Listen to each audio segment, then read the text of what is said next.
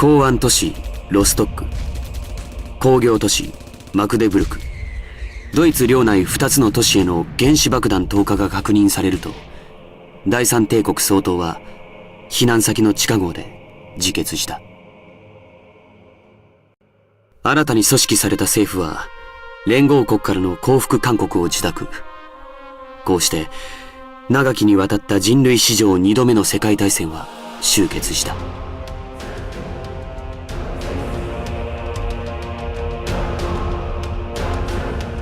これにより人類は新たな世紀へ、冷戦という時代へと突入することになった。世界は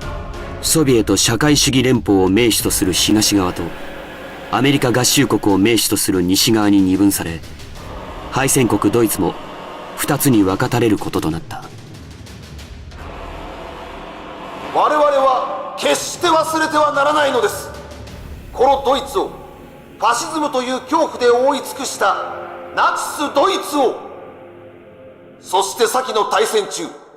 我々の都市を爆撃しただけでなく2発の原爆を投下し、無数の市民を虐殺した資本主義勢力を、我々はこの2つと完全に決別し、名峰たるソビエト連邦と共に理想の社会主義国家を建設しなければならない。そして資本主義勢力の陰謀によって分断されてしまった西側のドイツを解放するべく努力を重ねていかなければならないのです。よって私はここにドイツを支配する真の政府としてドイツ民主共和国の建国を宣言します。8000万人以上の犠牲者をもってしても人の業は変わらなかった。東西冷戦は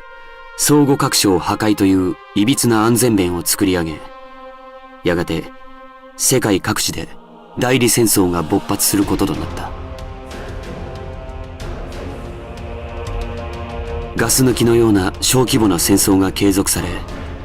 人々は理性を保ったまま殺し合いを続けた。冷戦構造はこのまま永遠に続く。指揮者たちはこぞってそう口にした。だが次の大戦争のきっかけは人類の想定を超えるものだった。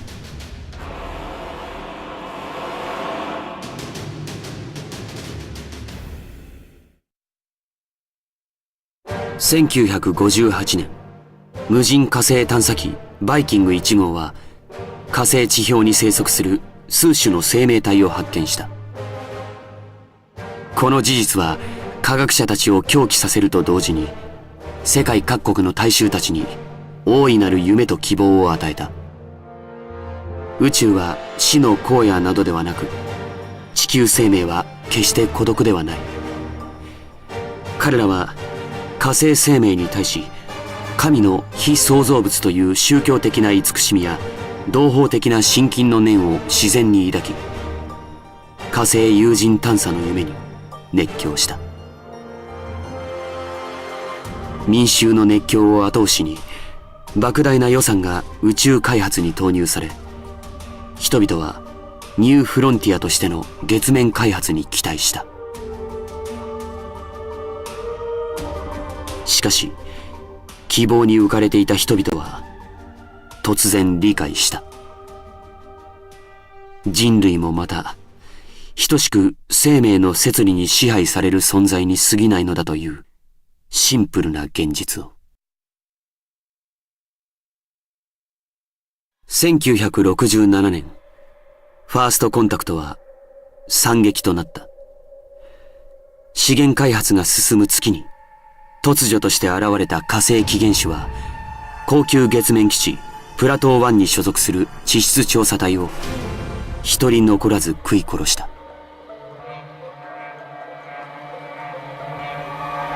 火星起源種の猛攻に対し軽武装のみで対抗せざるを得なかった人類は敗走を重ねた。月の平和利用を訴えた国際条約が火星起源種の電撃的侵攻を助長し、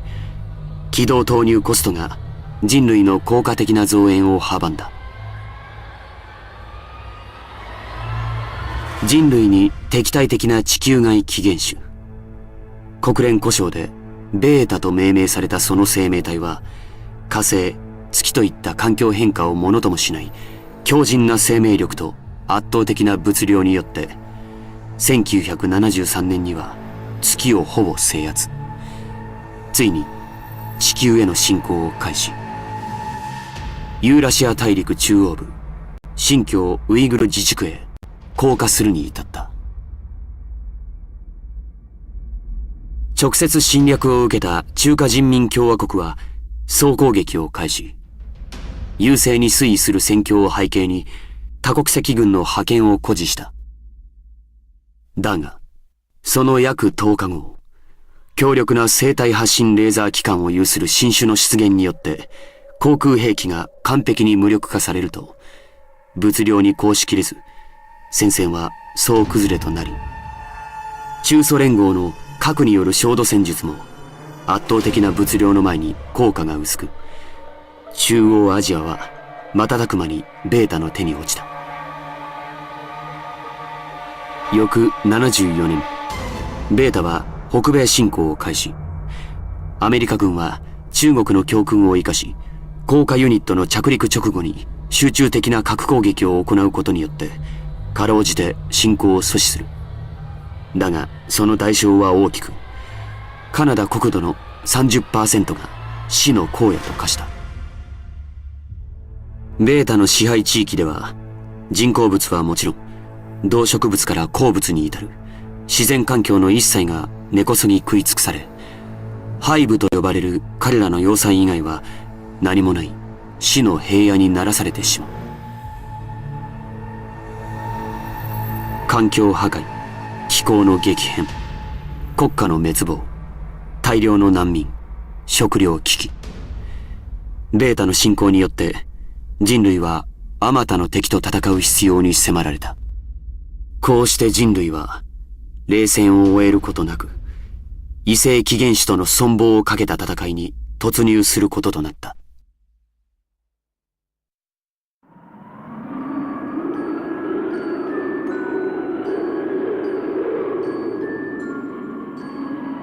戦場から遠く離れ、テレビやラジオでしか情報を知ることができなかった私たちは、いつだってきっとなんとかなると思っていたんです。人類はお互いの立場を乗り越えて協力し、ベータを撃退できるんだと。それが過ちだと気づいたのは、ウクライナやベラルーシからの難民が私たちの町に流れ込んできた時でした。木の実木のまま、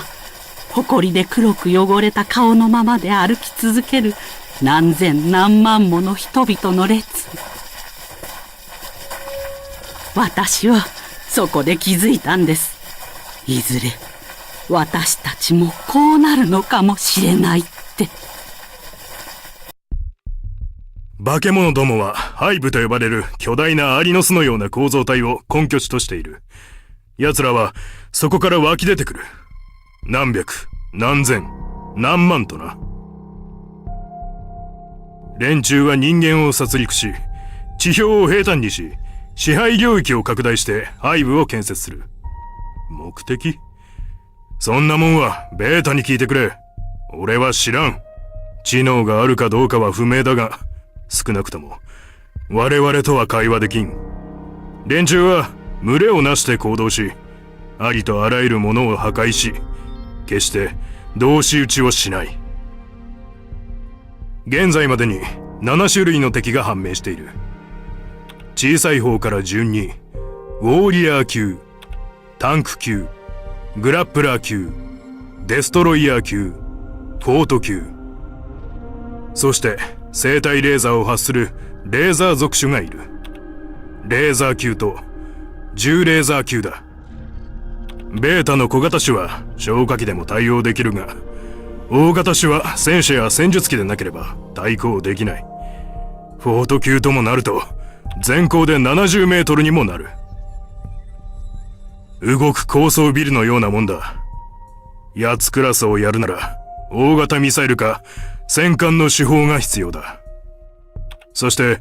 レーザー属種は主に飛翔体を攻撃目標にしている。連中は探知した飛翔体を大出力レーザーで片っ端から叩き落としていく。レーザー属種の存在のおかげで我々は制空権を失ってしまった。だが我々は党と国家と人民のためにこれに立ち向かわなければならない。連中は人類を滅ぼすつもりだ。決して負けるわけにはいかないのだ。